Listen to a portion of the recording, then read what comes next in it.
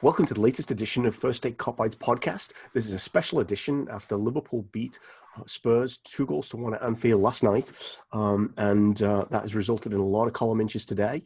A lot of them dominated by Jose Mourinho. Probably not enough dominated by the Reds' magnificent performance. Or Trent shorts. Or Trent shorts, yes. If you've seen that image, then you may not be able to get it out of your head.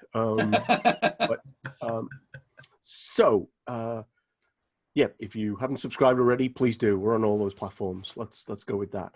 We'll also touch on. We'll get started with one really sad thing that happened this week. That was the passing of Gerard Houllier, who is on the hat scarf or a badge T-shirt, which is called the Magnificent Seven. He is one of the Magnificent Seven, and that's because he won a fair few trophies. It's come out this week a lot about how he kind of was responsible for kind of the first steps of modernizing the club and making Melwood, I guess now, a place that reflected what a top-class soccer team, football team should have and should be training at. One of the reasons I particularly wanted to talk about it was because turns out Gerard Houllier actually taught for a year at my high school, Allsop Comprehensive, and I was pretty astonished to hear Arlo White on NBC's commentary yesterday reference the school. I can't believe I've ever heard its name on any national television program before. We just want to do a quick spin around in terms of the maybe what you read this week, maybe the memory from the time, and I'm going to start with Daz, Gerard Houllier. Well, obviously, you touched on it. What an incredible coach, and what he's done, what he did for Liverpool, kind of essentially taking them out of the dark ages in terms of the coaching accoutrement, I guess. What really got me was it Jessie Marsh when he talked about him and how influential. I did well up a little bit watching that, because I don't think people truly appreciate how influential he was, not just in players' lives, but other coaches and other institutions too. Because he was within, from what I'm reading or from what I've heard now, he was very influential in the Red Bull setup as well. Yeah. So it really is a loss, and he wasn't really that old. So you kind of wonder what he still had left to give. But what a wonderful, like all the stories you hear about him, what a wonderful human being and just a generally likable person he was. Yeah. I'm remembering a few things actually that we can go on and touch on them. It's actually a day after my wedding that he had that heart episode, from which he nearly died almost 20 years ago. And I remember at the time, not a lot of games were on TV, but the game where McAllister scored that goal at Everton, if you go YouTube it, it's Houlier's kind of is about as expressive as he ever was when Liverpool scored. That was pretty expressive. That I remember that being on TV, but I don't remember a lot of the games. But I do remember the feeling that like 2002 was going to be our year. We're going to end this really long wait. Didn't happen. Lots of things were involved in that. He came back and never quite seemed the same coach. Why am I doing all the talking? Sean, what do you take away from what you've read about the man this week? Yeah, I mean, I didn't really become a supporter until 2005. So I don't have a lot of memories directly, but from what I've learned over the years, I guess the more I learned, I guess, about the club, the more I understood the influence that he had, and just kind of reading and hearing some things this week about how important and influential he was in terms of sort of, like Dad said, but bringing the club into the modern age. And one point I heard is that if you think about it, it's maybe unlikely that we would have gotten Benitez if we didn't have Houllier, because of where we were before that. And if we didn't have Benitez, we wouldn't have won number 5. And, who knows, maybe we don't get Klopp.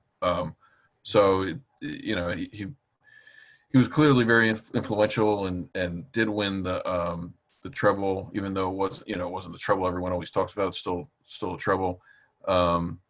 And yeah, I mean, apparently he was really influential, like Dad said, in the Red Bull setup, but also in the French setup, I had heard. And I did notice that this was kind of crazy that Karim Benzema sent a tweet out saying, rest in peace, Gaffer, or something like that. So he actually coached Benzema, I guess, when he was very, very young. And I'm not even sure where, but I'm assuming it's in the French setup somehow. But It was in Lyon, I think. They won the league in twice. Lyon. Won the league twice with Lyon. Yeah. Yeah.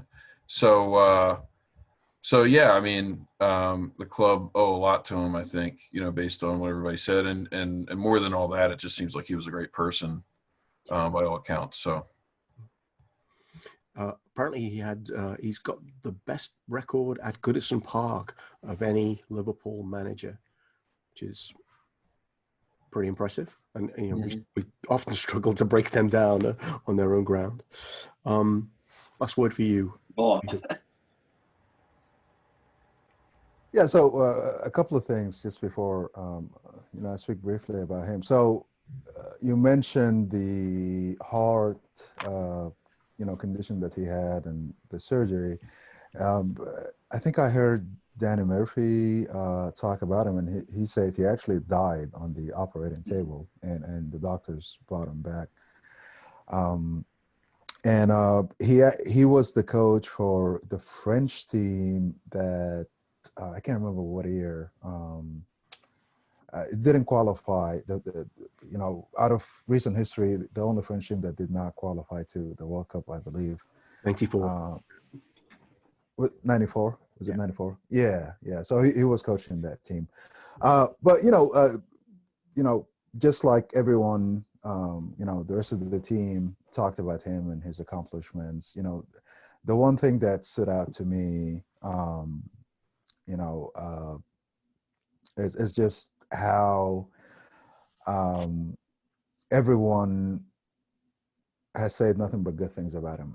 I mean, for a person like that, even Maradona died. Was it last week or the week before? But you still had the people talking about the other side of his. But with Houllier, not that I love Maradona. I grew up watching him. He's one of my football idols. But when it comes to Coach Houllier, everyone was saying nothing but good things. Whether it's players, fellow coaches, people that just were around him for a little bit, don't know him that much, which says a lot, and I just, for each and every one of us, if people are talking like that about you when you pass, you must have done something good. So Absolutely. If you kind of want to read more, Simon Hughes has a fantastic piece in The Athletic, which talks about an interview he did with Houllier. I think it was 3 years ago now, but it's just fascinating because it takes you through a lot of the things that he did, and for me, kind of, if I think about the way he left, it felt like the team was really struggling at the time. The Simon Hughes article gives a sense of perspective about what he did accomplish, even if the final year wasn't as great as some of the other years had been. And he certainly set the platform for Benitez's team, which was mostly his players, that won in 2005. So, R.I.P. Gerard Houllier. Let's talk about the other events of this week that preoccupied us a little bit. Spurs. Where do we begin? Well, why don't we start with the Reds? There were some magnificent performances out there. Despite what a certain Spurs coach might suggest, I actually thought that was a pretty damn good performance that would have probably beaten most teams. Daz. What do you want me to say? I was massively impressed with young Rhys Williams.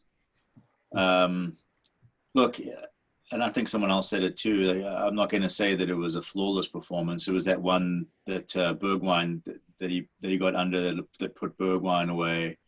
I think he misread the line a little bit for the Son goal. But I think the great thing about that is he didn't hide. And Hendo gave him high praise, saying you could hear him talking back then. This is like a kid that was playing in the 450th level of leagues last year, and for him to be calling out the numbers to guys that have just won the league and have hoisted the number 6 over their heads. Like I think that he acquitted himself well, really, really well. And I think he'll only get stronger from there. Because you think about it, and it's been said as well, like he was up against the 2 informed strikers in the country right now. Yeah. Then you Curtis Jones. I've been somewhat effusive in my praise of him before, and he just goes from strength to strength. You see that some of the weaknesses that he had in his game, he's starting to patch up those holes, and you can see now he's getting that U23 swagger is starting to come into his game as well, which is what I was kind of hoping to see. Barring he took a couple of good pings yesterday. If he had to put the laces through him, I think that he would have been asking a few more questions of Rhys.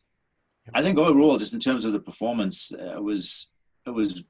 I think that they stuck to the game plan almost perfectly, and I was struck by it. I thought about it today, and have you ever seen? It was a fight in 1976 between Muhammad Ali and Antonio Inoki. Do you remember that? Did you ever hear about it? It was the beginning of mixed martial arts. Here's a tangent for you, but they set up this exhibition match between this Japanese wrestler and Muhammad Ali, and he spent almost the entirety of the 15 rounds on his back kicking Muhammad Ali's legs because he knew that he couldn't stand up and spar with him. So I just got shades of that with the way that Mourinho talked about it. It's like the better team won. It's like, mate, you never got off of your back. You were just kicking at the legs, because I don't think you knew that you couldn't come at us like toe to toe. You had 24% possession. Come on, like honestly. And then people are saying, well, we had better. You were talking about it yesterday in our WhatsApp group about what constitutes a big chance. Yeah. I'm like, we took 8 shots inside your box, guys. Like, what type of defending are you? What type of defending is that? Yeah. If you're saying that you're the better defensive unit. Yeah. Like, there weren't great shots. They stung palms, but taking 8 shots, that tells its own story. But yeah, I think just to go back to the larger point, I think as a squad we acquitted ourselves really, really well yesterday, and my hope is that this is something that this is the platform that we use to get through December, like 6 points up on the rest of the group. Hopefully that's the case. Actually, if you haven't read Barney Ronay's piece in the Guardian today, it was described as a love letter to Curtis Jones. I think it does a really good job, actually, of talking about kind of what Curtis Jones' strengths are, and I think what's his ceiling. I think it's pretty high at this point. If you just kept on playing I thought there was somebody that said it was reminiscent of Steven Gerrard, and I said outside of his gorgeous locks and being a Scouser, they're not the same player. Yeah. No. There probably is somebody, and I'll dig deep and try and make the connection, but Gerrard doesn't sound quite right. So, Sean, I know you had a few comments as the game was going on yesterday, but how about we start with the Reds? Yeah, I just want to, call out Fabinho and how fantastic he was yesterday. Not only yesterday, but all season. I mean, I don't where would we be without him being stuck in defense and and not taking anything away from Rhys, but he was clearly leading the line yesterday, Fabinho, and did a great job of it again. And I actually think that the two of them are forming a pretty good partnership at this point in the games they've played together recently, especially. They look pretty good, and I don't know. I mean, he's arguably the best defensive midfielder in the world, but it makes you wonder if we couldn't use him as a center back, more in the future, because he's just been incredible. And we all know that Van Dijk is the best center back in the league, but there's an argument to be made that Fabinho might be the second best right now, the way he's played this year. This is a little shout out to Charlie. Actually, he called that one out a while ago on our podcast a few times when we had to stick him back there. But yeah, I mean, Curtis Jones was great. It was a great team performance. And just glad to see the team kind of bounce back that strongly. Yeah, there was a moment yesterday actually where I think he forgot where he was playing, where he tried to kind of start to run up the wing in the second half. Yeah, I don't know if someone shouted or something. He gave to a midfielder and went back. That one where he lobbed two guys on the line. Yeah, he just went flying up the line. It's like it's not enough that you held the back line together all game. You got to go show off like that. But Yeah. I read somewhere that's the Brazilian equivalent of a nutmeg. yeah, Putting a little hat on somebody, I think is what they said. That was Steve Drennan. He's part of the guy who does that crack stats. He said that apparently that's the same as a nutmeg. Like if you can trip the ball over someone's head, then you're making them look like a tosser. So I think that's, and he was like, you can have one. Here's one for you. Here's one for you. And you can come back. Oh, here's another one for you. well, there was a nutmeg too in the game, but Oh, talk about that later. Filthy, the Trent. Yeah. the man has a family. Good job, Son. Did enough good things not to have that as his game highlight. But Oh, it'll be on highlights. we'll forget that he scored. Yeah, good. In the Louvre. Yeah. So, Hytham, the Reds were pretty good. Who do you want to give some special praise to? It's been a while since, well, not a while, at least, a few weeks since everyone pitched in, just adorably. Typically, you guys have heard me in the past where, I go, hey, everyone played good except for this person. He wasn't running and all of that stuff. So yesterday, it was just amazing to watch. I have no idea. I think I mentioned it yesterday to you guys in the chat. I have no idea what this business of expected goals or whatever. I can only go by what I'm seeing. Mm-hmm. And what was it? It was I can't remember the exact stat. It wasn't expected goals. So there's different people calculated different ways, but most of them suggested that Tottenham had the edge on expected goals because of the 4 big chances. Yeah.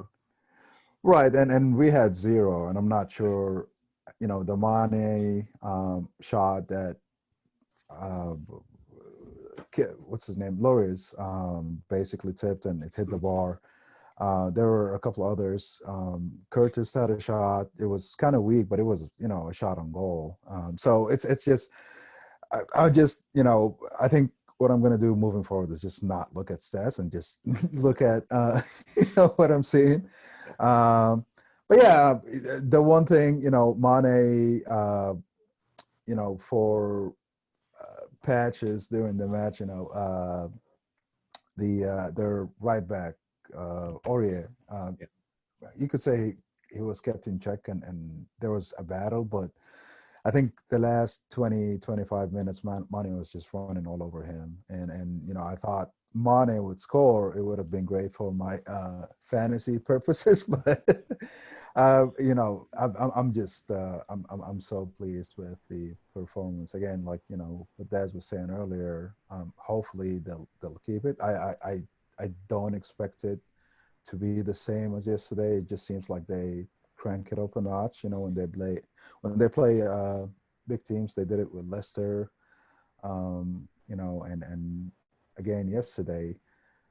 Hopefully, although it's going to be an away game Saturday, hopefully, it's going to be somewhere close to that. But otherwise, I enjoyed it. I was attached to the screen and doing my regular screaming and all of that stuff. But it was pleasant to watch. So I think one of the things is really hard to pick people out, right? Like Jonathan Wilson was writing about the expected goals thing, and he said there's a reason why people look at it over a period of time. And they tend not to look at it at one game, because the way Liverpool played could have resulted in a ton of chances of higher expected goal opportunities because of the possession and the way they moved the ball around. Just didn't happen that quite that way in this game. So he was, he was making the argument that Mourinho's like we were the best team argument, which we'll move on to, was kind of not necessarily grounded in even with that stat was not grounded in much reality. Can't believe we didn't mention this guy. Lucas? Bobby. Lucas, yeah. Well, Lucas, yeah. Lucas, the epic tweeter, yes, because he did tweet about the other guy. Which si senor indeed, yeah. My favorite moment might have been I had two. One was Firmino running whatever it was 70 yards to the Kop, because clearly he's someone who seems to miss the crowds more than most. I would say he's looked quite sharp in the two games he's played when they've had fans there, which tells us something. The other was, and we haven't touched on this, was Højbjerg, who had dragged. Who did he drag? He dragged Curtis Jones down and got. No, it was Firmino. Was it Firmino? Yeah. A few moments later, Genie waltzes around him, and Højbjerg's trying to grab him and can't get near him. I don't know if you remember the moment. And it's like, if there was an intent, that would have been a second yellow, because he really was trying to pull him back. He just couldn't even get near him. And I thought it amusing when people talked up Højbjerg's performance, which takes us to the opposition.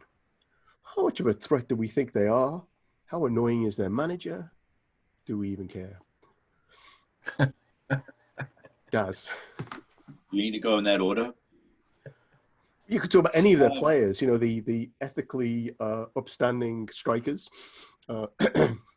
or Dyer, who seemed to find it very easy to fall over in his own penalty area. Well, you can start with the shithousery right from the beginning, turning us around and making us play away from the Kop in the second half. Yep. Mourinho is just, all he does is peddle hypocrisy, and as such, he's worthy just of scorn. And one of my favorite parts was afterwards, where you had him. I don't know what he was saying. I don't know if he was talking about if he had acted like that on the touchline, it would have gone a lot differently. And he was saying that to Pep and to Klopp. But it was just like a conveyor belt of people just laughing in his face, because he said something to Pep. Pep turned around and walked away. And then you just see Klopp step in, and he's got this big grin on his face too. He gives him a pat on the back, a couple of words from him, and he goes about his business. Again, just in this game alone, the hypocrisy. You see him charging 30 yards down the sideline outside of his technical box to have a go at one of his players. Yep. And then you turn around, I'm like, the narcissism is should be staggering, but I think after 4 years of having to put up with it at our highest level, you're almost numb to it now. And that's why I'm saying it's like, the quicker you just say, look, this guy is, you know what he reminds me of? He reminds me of an aging pageant star, one who used to be beautiful, used to be the media darling, and now no longer is. And he has to sit and watch someone else soak up that adulation while he chain smokes cigarettes and just salt drips out of every pore in his body. That's what he seems like to me. And I think the guys in the rap said it as well. They really tried to dust him off and brush up his entire demeanor. They did the documentary. They've got him on Instagram. He's posing with dogs and all this other bullshit. But deep down, he's still the same asshole that when things start to go awry, it's like the mask slips and you just see that gnarled, bitter character that's underneath. And I think that he's just, his time in the sun has come and gone, and I think that he has another coach that has benefited from not having an audience, or having fans in the ground. Because if you have 24% possession at home, there's going to be howls, and I think that I know that they're winning and their record speaks for itself right now, but once things start going the opposite way, or they figure it out, or Son doesn't take one shot and it goes in, or Harry Kane doesn't take a shot and it goes in, and they have 3 shots on goal and 3 of them go in, you're going to see a souring in the crowd, because they had Pochettino before, and he liked to play expensive, eye-watering football. And Jose Mourinho is kind of dusted off the playbook, and he resorted to type. So it wasn't necessarily that he was found out, because they fashioned some chances. I'm not going to say that they didn't, but I think that it's absolute codswallop for him to say that they were the better team. And then I had an argument with someone, it wasn't an argument, but I chimed in and someone said yeah, well, we defended better and we created better chances. I'm like, it doesn't matter how good your chances are. They didn't go in. Right. We had 11 shots. I think it was 11 shots on goal. It was 11 shots, 8 on goal. I forget what it was, but it was that's what part, again, I think I alluded to it earlier. What part of better defending allows that many shots? And if they had been better quality shots, you were looking at 4-5-0. It wasn't like we were hammering them from 30 yards out either. So again, I'm not sure if he's deflecting because of the performance or deflecting because of the outcome, but it's classic Mourinho deflection. And every time you think that you can forget about him and kind of shelf him, he pops back up and it just gets your blood boiling again. What else was there? Son's nutmeg. I'm surprised he didn't just keep going towards the sideline, walk down the tunnel, and hang up his dogs for the rest of his career. That is a definite career ender. And the thing is, like, you just watch Trent. He's like, I'm going to meg him. He's going to come at me with both of his pins open, and just the subtlest of touches, and he goes right around him, and you could just see Son was devastated. I'm spent. I do wish it had happened to Harry Kane, though. That would have been even nicer. It did, though. Did you watch his pirouette? Because he just watches the ball go over his shoulder. Then he watches Bobby nod it in, and he turns back, and he just watches the ball go into the net. I confess I was not looking at Harry Kane at that point. So, Sean, I couldn't look away when I saw the goal go in, and someone's like, "Watch him pirouette here." So, Sean, I know your time's short. What? Yeah, that's okay. Some Tottenham speak. Well, I mean, I think, I don't know what to say about Jose Mourinho. He's a prick, and he's classless. He is what he is. Allegedly, if anyone's lawyers are looking at this, just. But he has won a lot. He hasn't done a lot of it recently. I think Spurs. I think Spurs are the second best team in the league right now. That's not saying a lot for the league. I don't think they're that good. I think we would be running away with the league right now if we were healthy. But to that extent, I think they're a threat, and that they're probably the next best team in the league. But and I think he does have them pretty well organized defensively. But having said that, just to go through some of the numbers here, and I know we're talking about numbers, we had 76% possession, 16 chances created to their 6, 718 accurate passes to their 156. And like Daz said, we had 11 shots on target to their 2, 15 shots inside their box to their 5. So what are you talking about? The best team didn't win. I mean, that's just, it's just ridiculous. And I think anybody that watched the game would realize that. I felt like, if anything, we probably didn't finish as well as I would have liked. I felt like we could have scored 4 goals at least. We had a lot of good chances, and they might not show up that high on the expected goals because of where they were taken or whatever. But when I think Mo had a chance, the first half, Mane had the one off the bar.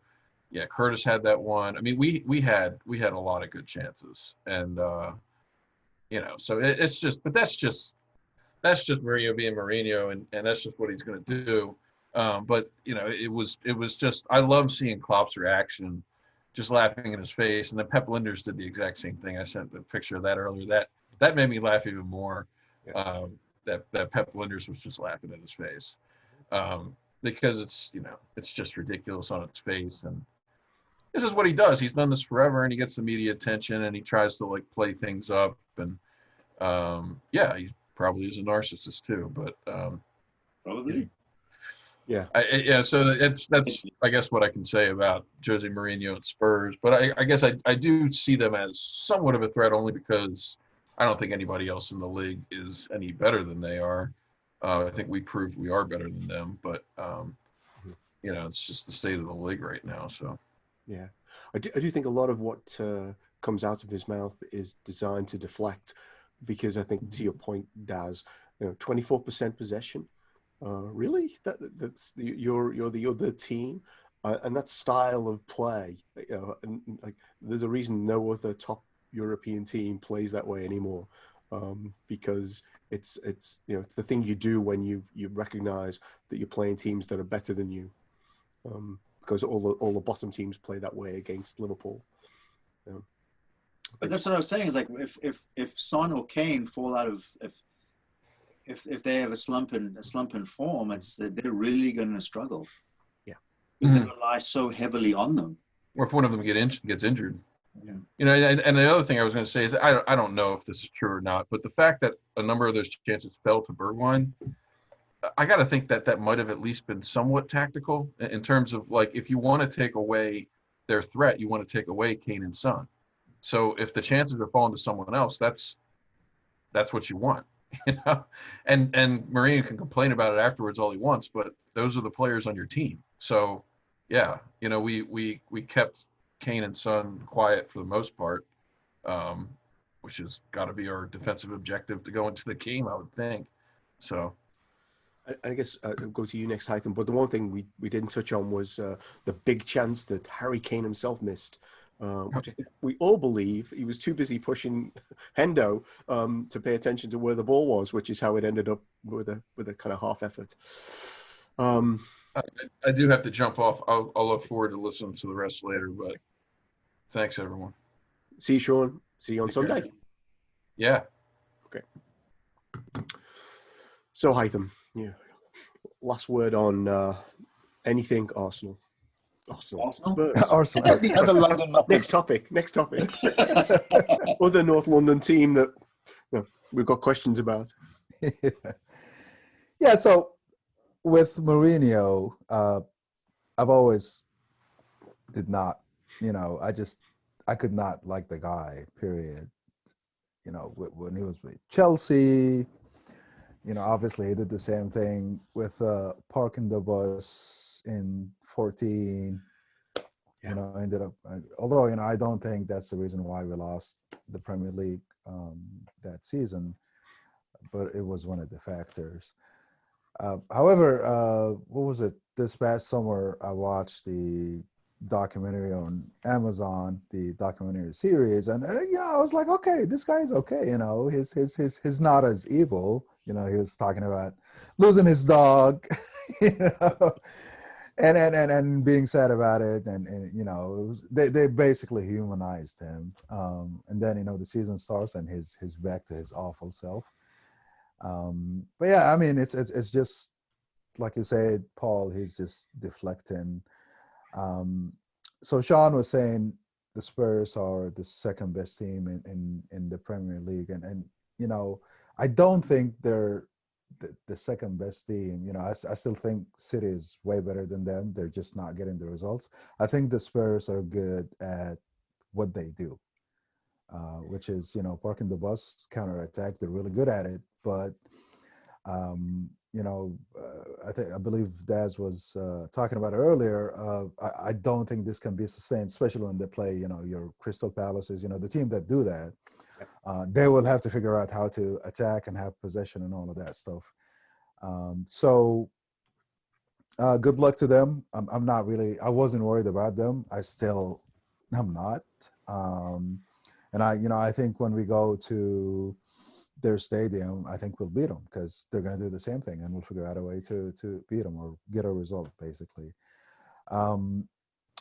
So Kane, you talked a little bit about the chance that he missed. I think Kane spends, I don't know, half of his thinking process when it comes to scoring, at least half of it trying to create something out of nothing, something mischievous, basically. So it's either, he wants to get underneath someone who's up in the air, which is, very, I was so glad the game ended without any injuries, basically, because he's just a liability for any opponent player to get injured the way he plays, or the way he tries to get calls or whatever. Even, there was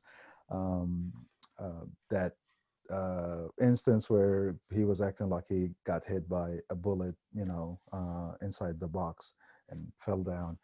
And I hope, I don't know what the remedy to that is. I hope they start actually suspending players when they do those types of things. I mean, there are a few players in the PL that do that, and all the other leagues, but there are ones, Kane is one, Richarlison is one. I'm not going to say my usual comment about him, and it takes away from the game. I think, if VAR needs to be involved, that's one thing I'd like VAR to be involved in. Forget about the rest of the their conundrums.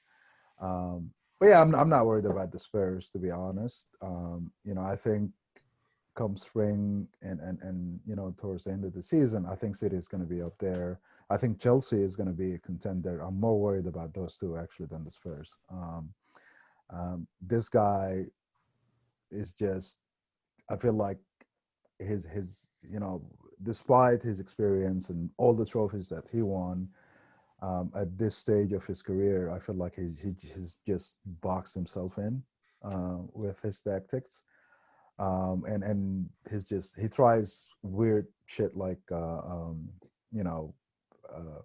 having us play the opposite direction of the cop.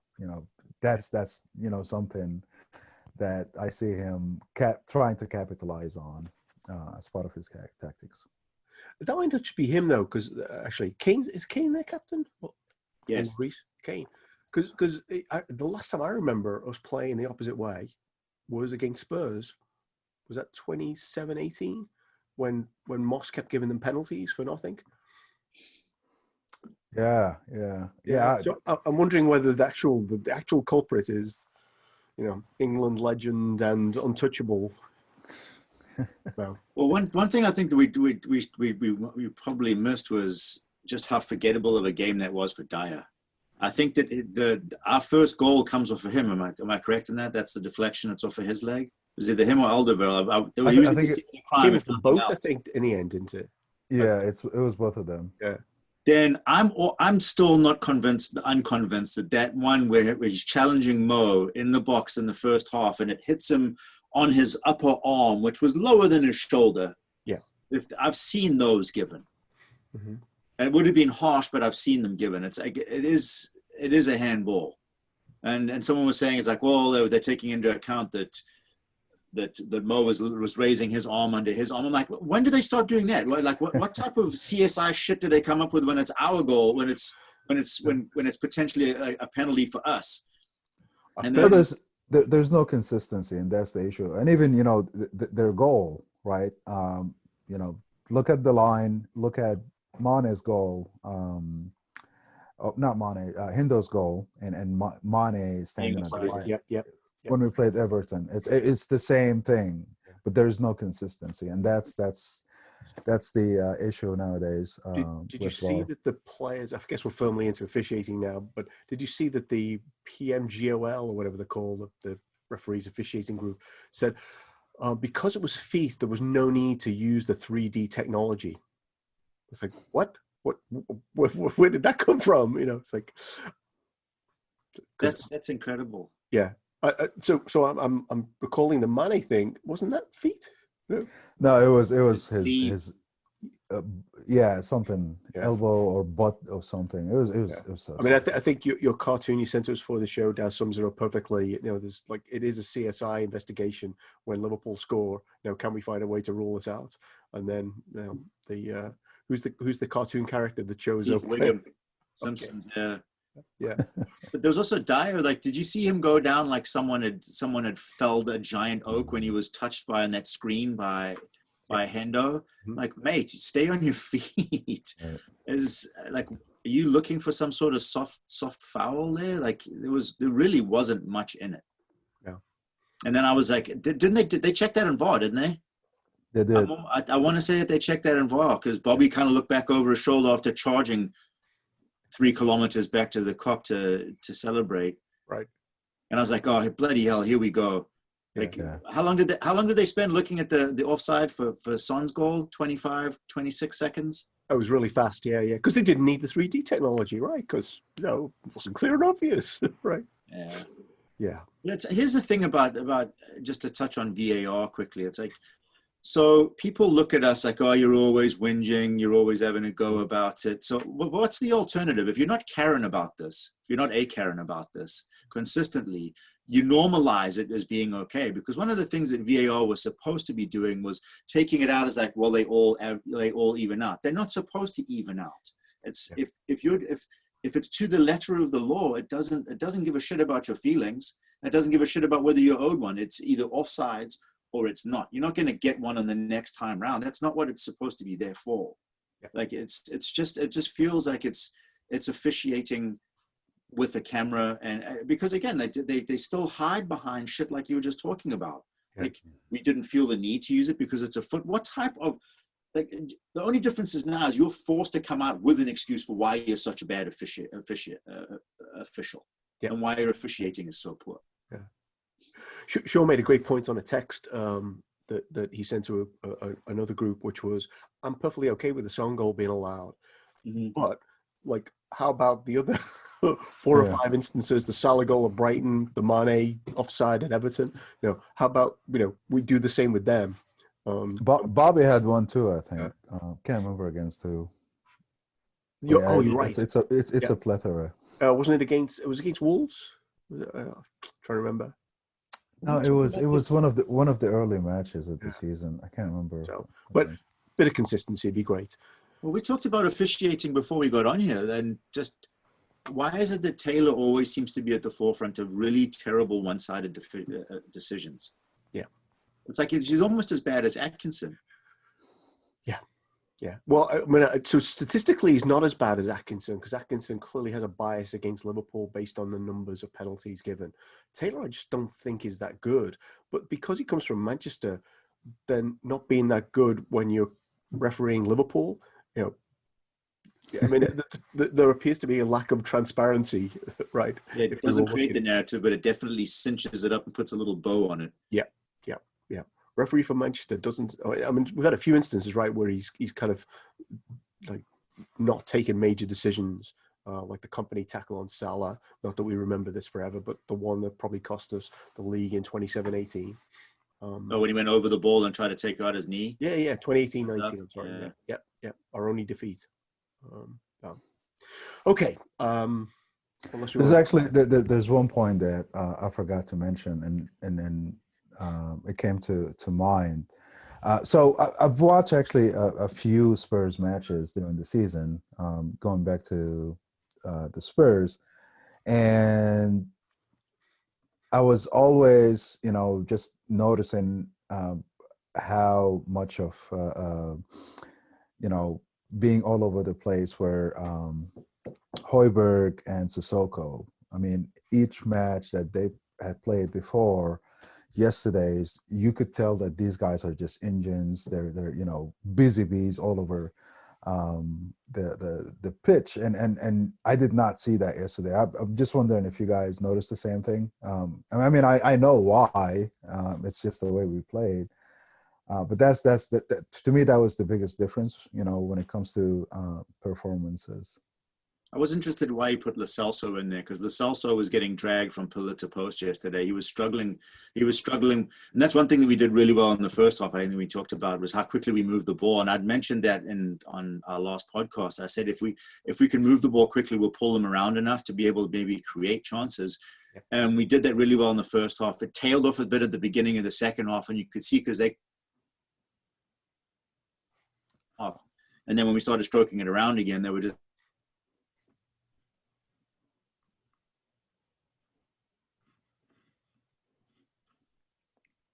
there too. He's like, just like saunters up with his usual, like his little his usual like little stutter step, and then he had him on toast like 4 or 5 times in the last 15 minutes. Yeah, I do think Taylor helped him out a few times by not giving fouls and by giving him fouls that really were not fouls. Clutch the time. Thinking about wrapping it up, what the one thing that I enjoyed the most, actually, I'm lying, it wasn't the most, but I did enjoy that Richard Keys apparently was very upset because he thought that Dyer should have been given a foul. And it's always a good day when you're pissing off Mourinho and Richard Keys, I think.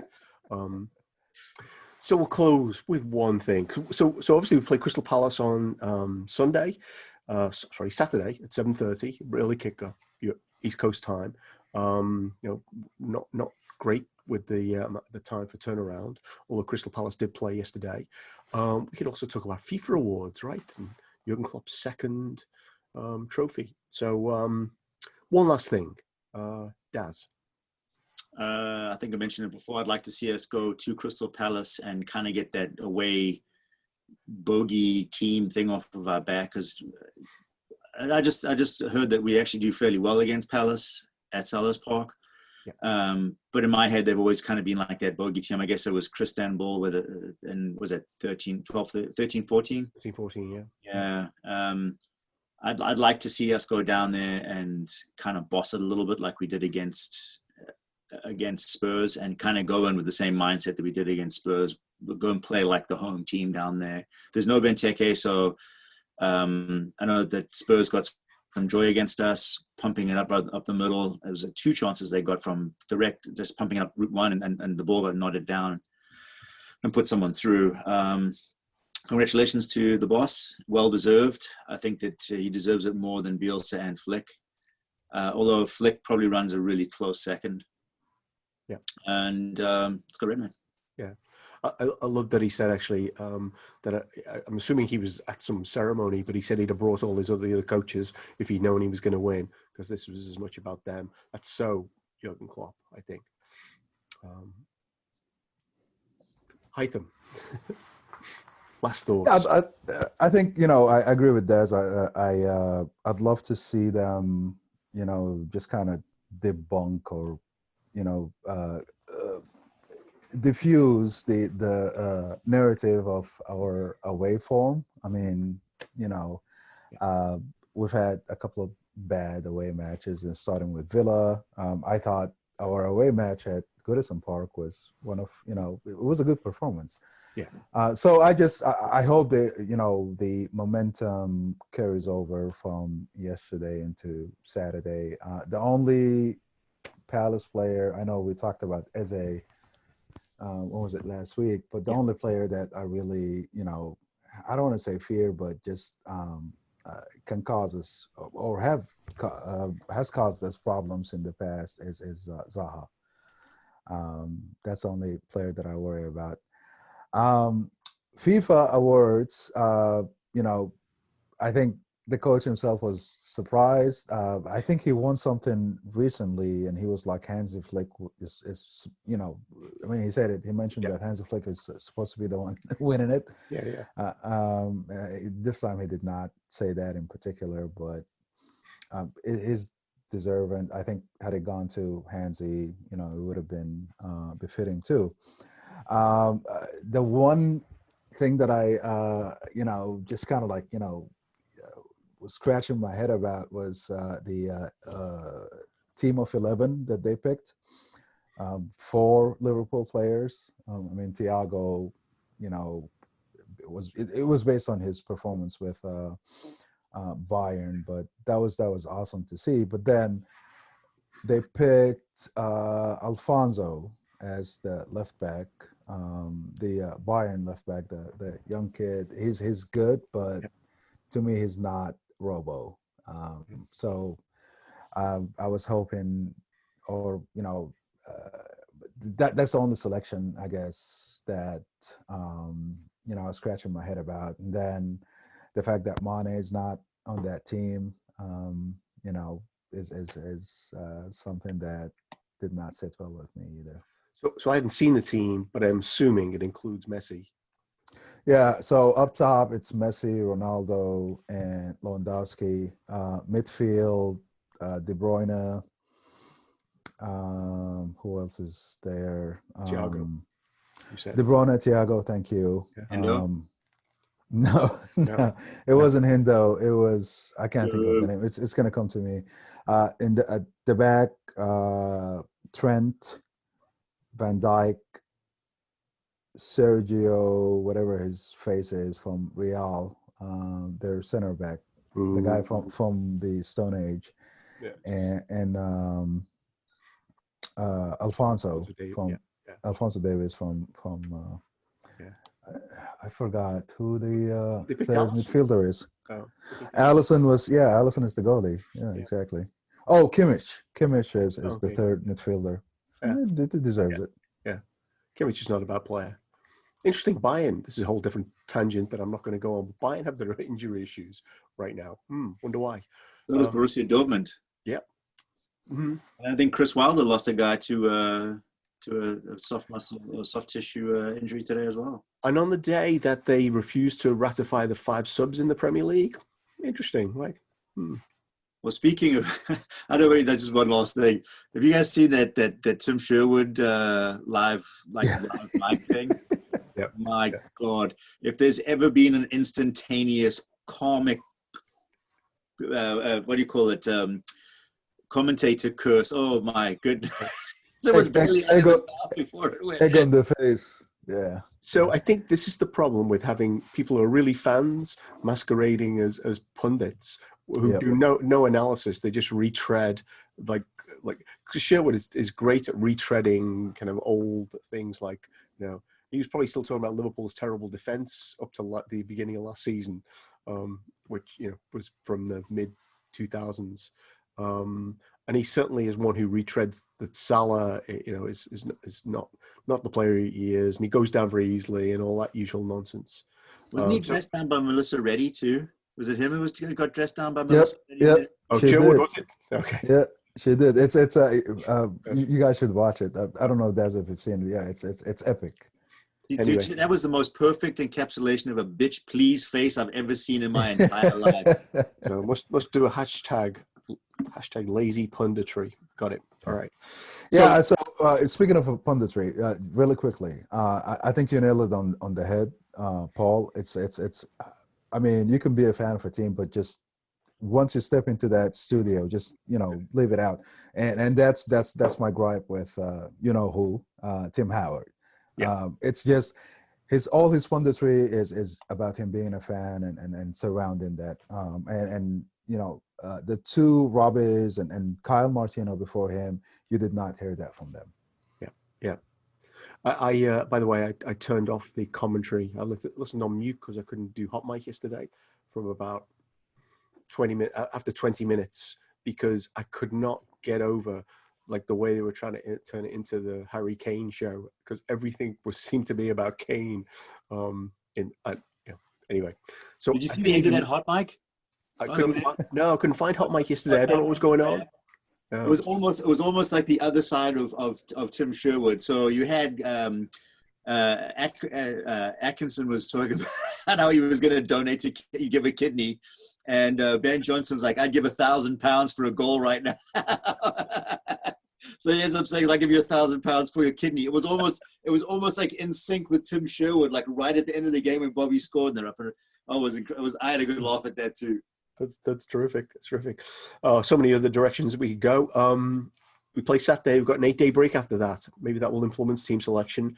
Final thing I did want to throw in there, just random thought. I was reading a piece about like City's stats and how they're really off in terms of pressing and chance creating, and people are speculating whether this is Guardiola deliberately kind of like laying back and hopefully they'll flourish in the second half of the season, or whether he is, in those terrible words, kind of lost the dressing room because people his intensity is wearing. Who knows? They'll go on a 50-game unbeaten run. But I watched the thing I found. So just again, I watched De Bruyne in that match. He spent a significant portion of it yelling at guys around him. Wow. And I think at the end of last season, and I specifically remember this, he said them not doing well in Europe, I think, is what the catalyst for them, for a lot of his players, kind of hanging up the mental togs, because I think that all of those guys want so well to win a European Cup, and I think that's what's around the albatross that's around his neck, and I think that's impacting some of his old timers at least. Yes. They talked about their striking, actually. That was so the point. The long-winded way of getting there was on Tuesday night. Apparently, Gabriel Jesus had less touches in the penalty area than Andy Robertson had in Liverpool's game against Spurs, which is just mad. I mean, I think Robertson's actually stepped it up this season, if anything. Like some of the run, like he's making more runs. It seems to me, creating more havoc. But still, to have your left back with more touches than the main striker of your rivals seems a little bit of an odd way to play the game. I think they're just missing Otamendi. That's what happens when such a great player leaves. I thought you were going to make a really serious point. And on that note, yeah, Hytham. Sean, it was great to have you on wherever you are. I'm sure you're listening. you. Daz, thank you so much for joining us on the special edition of First Aid Cop Lights podcast. We'll be back at the weekend, and hopefully we'll be talking about another Reds win. But last night was a big one. Thanks, Bobby.